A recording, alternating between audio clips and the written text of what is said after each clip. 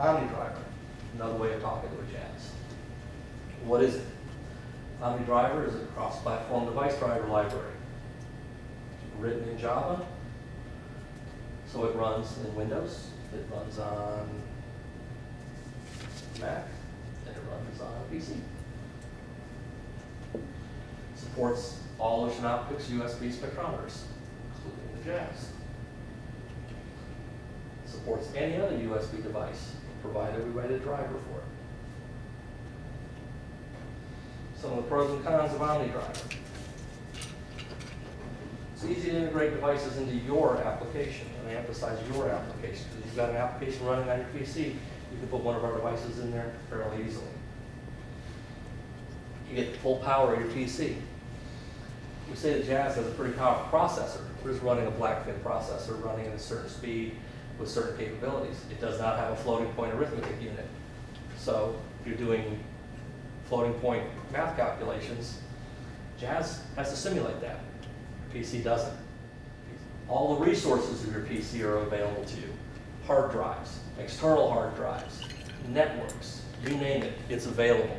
So everything on that PC is available to you. You want to constantly take spectrums and store them off to a hard drive?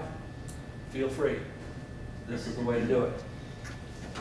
It works well when more than one device is connected. You got a Jaz, you got a QE65000, and you got a USB 4000. You got all them talking, OmniDriver's your route. Some of the cons, you got to take the PC with you. Well, if you bought a Jaz, you probably bought it because you don't want to carry a PC with you. You want just that little Jaz. Well, now you got to take your PC if you're using OmniDriver. It doesn't support the full API. It supports most of it, but not everything. Some of the components of it, we're all pretty familiar with those. The Uni USB, the high-res timing, and spam. Spam is where you take advantage of your PC for a lot of the math and everything that we do. So graphically, we're going to have our PC, we're going to have our application, OmniDriver, and they're talking. And then we've got our Jaz with our daemons. And OmniDriver is then going to talk directly to the API, to our USB, or to the Ethernet module. It'll communicate either way, in any of those three ways. So you're going from here directly into here to get to this. So you've now got 1, 2, 3, 4, 5, 6. Still got 6 steps, but you've got to power your PC. This is the big thing. This gives you an advantage of is your PC. You can take advantage of that.